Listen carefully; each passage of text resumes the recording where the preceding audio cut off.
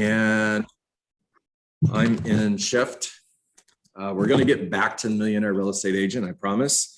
I couldn't find the last two days. And for now, Page 82, I was looking on Millionaire Real Estate, couldn't. there you go. So I am on page 54 of Shift. Now, if you don't have a copy of this book and you come to Survive to Thrive here in the Coral Springs office, I will give you a copy. I think I gave out about a dozen copies last week. So Lucas, if you don't have a copy, see me after we're finished today and I will give you a copy. All right, page top of page 54. We are still in tactic number 4, which is find the motivated lead generation. And when the market shifts from more to less, it's a shift. There's a lot of different shifts.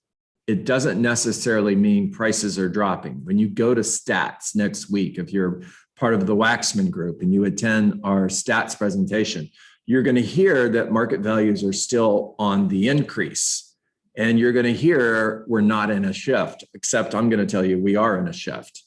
You can't have a market where the number of units closed goes down by 32% one month over the other month. So sales are down in July, 32% compared to June. That means there's less. That's the definition of a shift as far as I'm concerned. Now, when that happens, in order for you to hit your goals, you have to make a shift.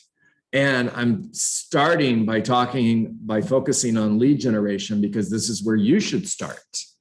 All right, page 54.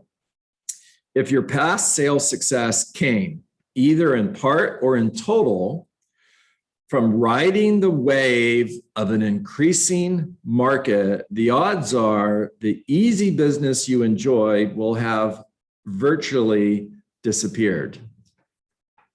All right, bad news or good news or no news? It's no news. It just is what it is, right? Next. To get back on track, there are 3 straightforward action steps. Good morning, Jonathan. You must take to get your sales business moving in a positive direction. Number 1, stop doing what doesn't work. Number 2, figure out what does work. And number 3, ramp it up. In other words, what does work, ramp it up. Step 1, stop doing what doesn't work. We can evade reality, but we cannot evade the consequences of evading reality. The consequences of evading the reality of your lead generation situation can be dire. The way you avoid this is to acknowledge your situation and do something about it. The first step is to stop doing what doesn't work. All right, bottom of the page, your goals haven't changed. The market may have changed, but your goals haven't changed. You know what your annual income goal is, and you know the number of sales you must close to hit it. That hasn't changed. I know how much money I want to earn. If I go to the economic model in the Millionaire Real Estate Agent, it's going to tell me in order to net $100,000, I'm going to have to gross $120,000. If my average gross commission income is $10,000, I'm going to have to close 12 sales. In order to close 12 sales, I need to take 8 listings. In order to take 8 listings, I need to go on 16 listing appointments if my conversion ratio is 50%. Okay, none of that changes. If the market changes, does anything that I just said change? Does the number of appointments you have to go on change? No. Does the number of listings you need change? No. Does the number of closings you need change? No. Your goals haven't changed. You know what your annual income goal is, and you know the number of sales you must close to hit it. What has changed is the number of appointments you're going on and the number of leads it takes to get those appointments. The question you're going to answer is, what am I doing or spending money on that is no longer effective since the market shifted? You can only know this by associating your valid leads and your lead sources with your closed sales. All right, so write down your top 10 lead sources, just 1 to 10. And if you don't have 10, that's cool. Just write down open houses, for sale by owners, calling expired listings, circle prospecting, Facebook ads, Zillow leads, whatever you're doing in order to create leads, write everything down. Golden letter, 8x8, 36 touch, everything that you're doing to your database would be that would be your source of lead generation, by the way. Write everything down. Next, right beside each one, the number of valid leads or closings that lead has brought you. Then prioritize them by numbering them from 1 to 10. Take the bottom 5 and stop allocating time or money to them and aim all of your resources to the top 5 that are working. In 2006, when I was in production and the market shifted, my top 5 were expired listings. By the way, in 2005, it was for sale by owners. That changed. When the market shifted, it became expired listings. In addition to calling expired listings, it was open houses. It was sign calls on my listings. And I had an 800 number, Arch Telecom, write it down, ARCH Telecom. I had an 800 number that buyers could call, neighbors could call, anybody could call to get recorded information on the property. That was in a, hold on a second. We've got groovy music going on. I'm gonna mute all, even though I love that song, right? Anyways, anybody could call to get recorded information. That was a big source of leads for us. So we got one of the biggest, okay? Now, by the way, bunny trail. I'm out walking and I always look at real estate signs when I'm walking and I look at them strategically. In other words, if I was the real estate agent, what would I do different? Now, here's 2 things for you. Number 1, is your phone number large enough to see from the street? If it's not, get new signs. Your phone number needs to be large enough so somebody can see it from the street as they're driving by without getting out of their car and walking over to the sign and going, what's the number? Okay. Is your website large enough for somebody to see? Now, I'm actually on the west coast of Florida this past weekend with a friend, and I'm walking and I see a real estate sign in his neighborhood. And it's not from Keller Williams, it's another company, not going to tell you, and no website. I'm like, why would that be? Why would that be that there's no website? By the way, I know the answer. I'm going to tell you the answer. The answer is because this particular company drives all website leads to the broker. Why would you do that? Why would you work for a company like that? All right, I told you it was a bunny trail. Now, look at your signs. Is the phone number large enough to see from the street? Is your website large enough to see from the street? Do you have something, whether it's a text response or a phone call response, where buyers can call or text to get information on that property? I don't even know if anybody is doing signed flyers anymore, where you put flyers in the box and they run out and the sellers get mad and they call you and say, I have no flyers. If you're doing that, stop it. If you are using signed flyers and somebody takes the flyer out of that box, what do you have as a real estate agent? Say nothing.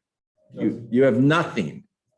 Now, if they call for recorded information and you're getting a text message on your phone that's saying, so-and-so just called for information on 123 Main Street, here's their phone number. Now you have a lead that you've captured that you can follow up on. Or if it's a text message response. John, Yes. I haven't seen this yet, but why wouldn't somebody put a QR code on their sign? Yeah, QR codes work if you're going to get a text message back.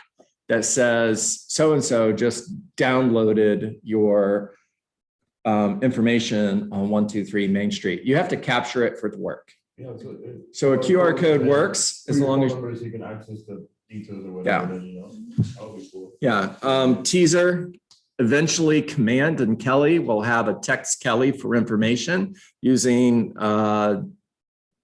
data and artificial intelligence, and it'll send you a message letting you know John Dietz just downloaded information on your listing at 123 Main Street. Here's his phone number. Give him a call. It's coming. All right. Now, do this every month. Now, where did I leave off? 1 to 10, your lead sources. Track this every single month. This is not an exercise that you do once and you're done. Do this every month, because effectiveness is an ongoing and never-ending process of evaluation and adjustment to find the sweet spot, the lead source zone that's working for you. Now, at the bottom of page 55, identifying your lead source zones, there's actually 3 different boxes with different sources of lead generation. So you can look at that and possibly get a few ideas that you're not using. Page 56, middle of the page. The content should be geared for delivering short-term results as well as developing long-term relationships. In other words, pursue short-term and long-term goals at the same time. Remember, we're looking for opportunity, not necessarily opportunity right now, opportunity period. Whether it closes in 30 days, 6 months from now, or a year from now, doesn't matter, because I'm looking for opportunity. Just like Diane said at the beginning of our call today, she's making expired calls to listings that came off the market in February, and she generated a half a dozen new opportunities, at least a half a dozen, with 3 of those being hot leads. Cool. In other words, pursue short-term and long-term goals at the same time. To have your best year plus a great career requires both. Page 57, top of the page, second paragraph. When a market shifts, it requires you to take a step back and immediately stop doing what isn't working. In other words, stop, slow down, pay attention in order to speed up.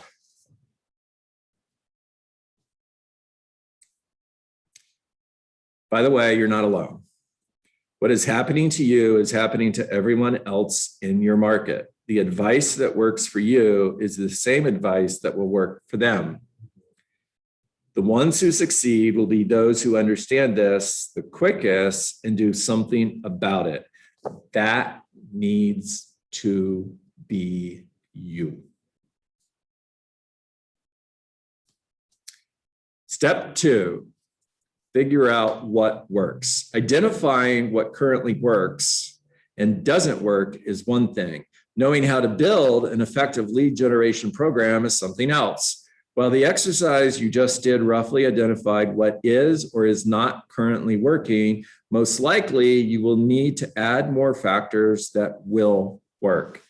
In other words, you're looking for new sources of lead generation that do work, not just what's working and what's not working. What can I do that I'm not doing?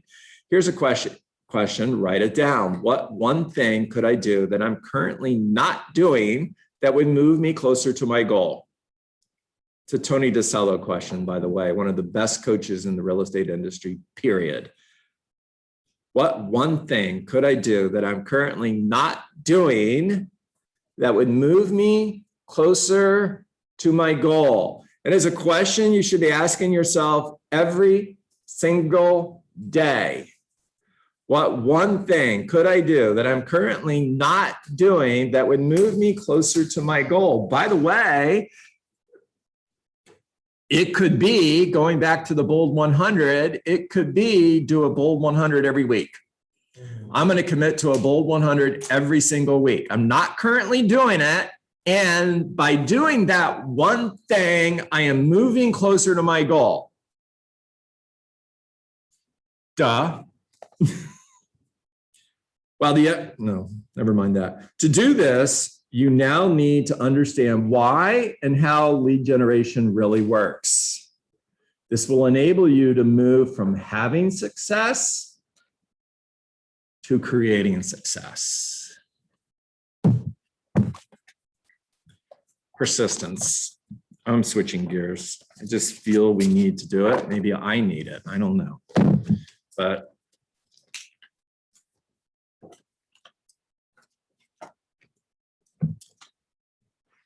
the market, whether it's a 1 month blip on the radar or it's a sign of things to come, if we are in a market that is moving from more to less, I refuse to do less. I'm not going to participate in this. I know my goals and I'm going to hit my goals in spite of what the market's doing. If there's this new Delta variant, did I get it right, of COVID? I don't watch the news, guys. I get it secondhand, so I apologize. If this is causing huge increases and panic and everything else, I get it. I'm not minimizing it. It's important. Be careful. However, I don't know if we're headed for another shutdown, but I'm not participating. I'm going to hit my goals regardless of what happens. I 100% refuse to allow my goals to change because of the market or because of a virus.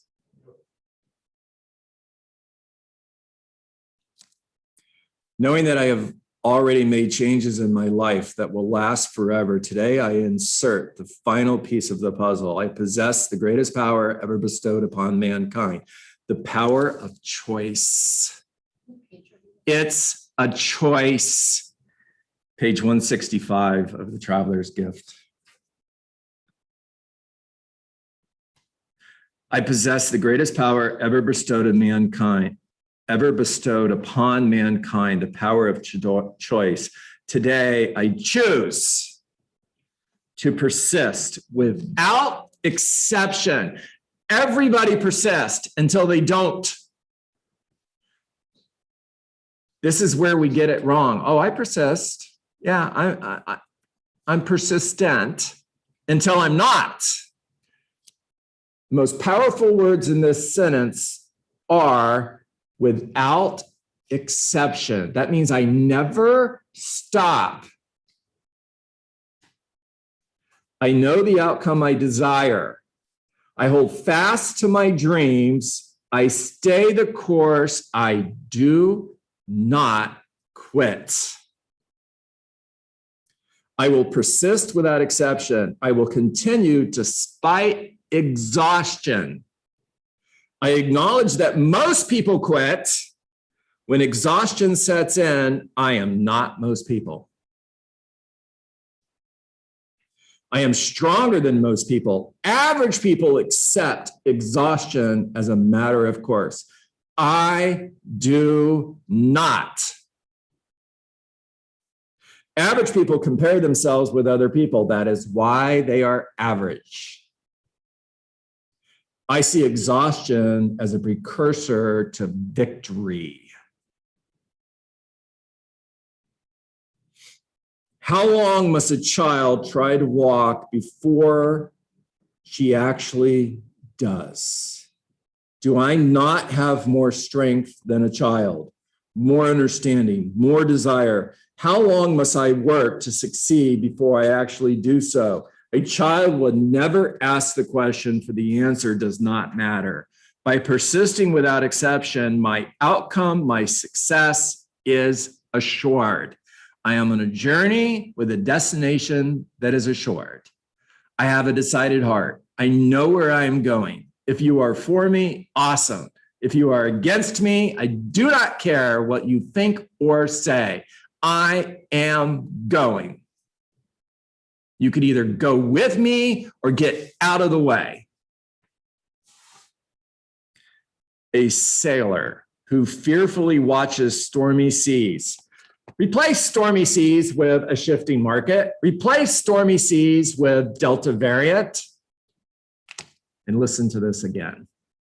A sailor who fearfully watches stormy seas lash his vessel will always steer an unproductive course. But a wise and experienced captain keeps his eye firmly fixed upon the lighthouse. The lighthouse is your goal. The lighthouse is the destination. He knows that by guiding his ship directly to a specific point, the time spent in discomfort is lessened. And by keeping his eye on the light, there never exists 1 second of discouragement. My light, my harbor, my future is within sight. I will persist without exception. I am a person of great faith. And Jeremiah, my creator, declares, for I know the plans I have for you, plans to prosper you and not to harm you, plans to give you hope and a future. From this day forward, I will claim a faith in the certainty of my future.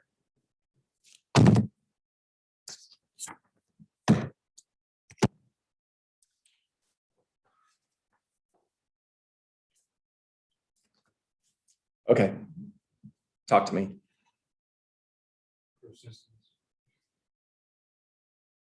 It's really that simple, right?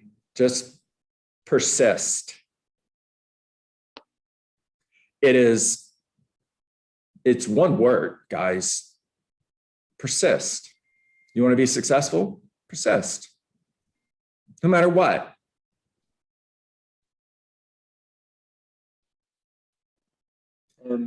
No matter what means no matter what.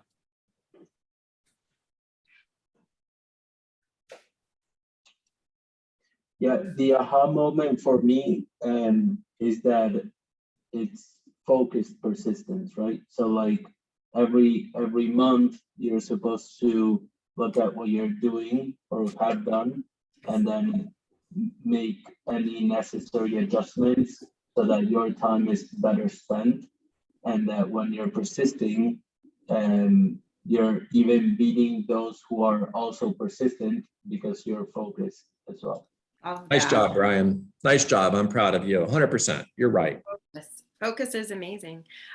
I also agree that you have to also, it's simple. Nothing great comes easy. No, it doesn't. And that's a good thing. Yeah. If it was easy, everybody would be doing it, right? If it was easy, everybody would be doing it, and it would pay $15 an hour, by the way. So thank God it's not easy. Mm-hmm. And be creative while you're doing this, because there are ways you can do things differently than others. Use your gift and make it work, make it happen. Nice job, Vicki. Yeah, I think even adding on to that, you said that what's one thing you could be doing that you're currently not doing that could move you closer to the goal. I think that was very important into, like moving on and being persistent. Nice job, Rashad. You're a smart young man. Good job. I'm proud of you for picking that up.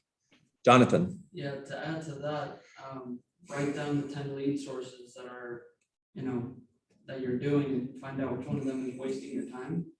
I think that goes along great with the economic model. Mhm. Yeah. And I'm just going to tweak what you said a little bit. So the lead sources that are not generating a good return is time that could be spent on the lead sources that are. So time better invested. Yeah.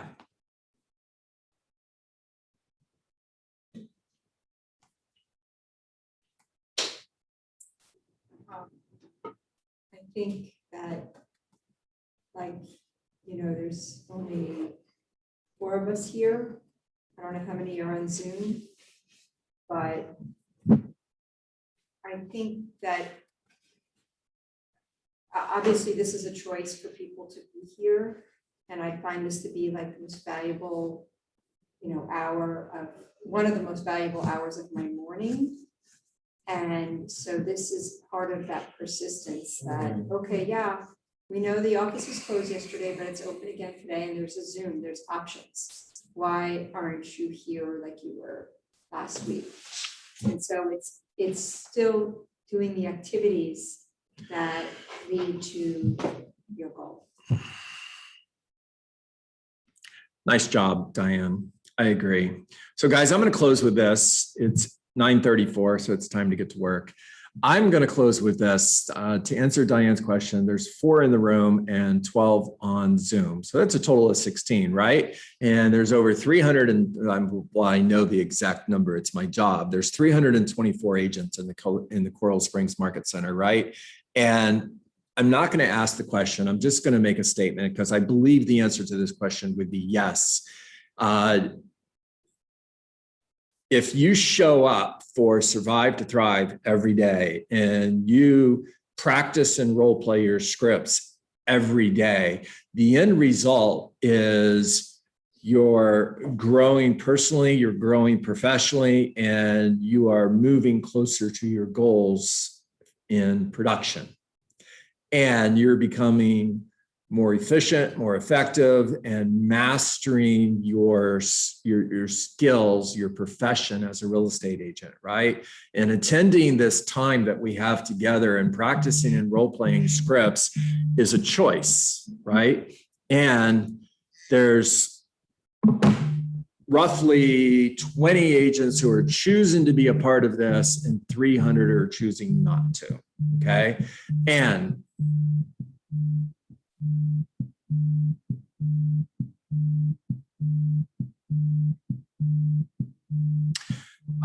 I'm going to do this every day. I've been doing something similar every day for 6 years. I'm not going to stop. And kudos to you who are in the room and for everybody that's here on Zoom. Persistence. Wouldn't that apply to being here? Or not? Absolutely. Remember, is a script. And just think about that. All right, time to get to work. What's work? Work is 20 conversations, not 19, not 18, not 17 conversations. When we have 17 conversations, we didn't have the 18th conversation, which could have been $1 million listing that we didn't get because we didn't have the conversation. Make care calls, not sale calls. Always lead with gratitude. Thank you for taking my call. I appreciate you. Bring value to every single conversation. Focus on getting an appointment, getting a referral, adding somebody to your database, or building a relationship. Find somebody today that's thinking of selling their home, whether it's 30 days from now, 6 months from now, or a year from now, doesn't matter, because a year from now, you're going to need listings. Get face-to-face with someone every day who's thinking of selling their home, and then follow up forever. Because you reject rejection, because no is not a word that lives in your vocabulary. No simply means not yet. Remember, people will never change their mind, but what they will do is make a new decision based on new information. And when you follow up forever, you're creating emotional proximity, which means they're going to hire the person who's closest to them when they get serious about selling their home. And because you followed up forever, you're giving them an opportunity to make a new decision, which is to hire you. All right, make it a great day, everybody. I'm going to stop record. I'm going to stop live stream, and we're going to get into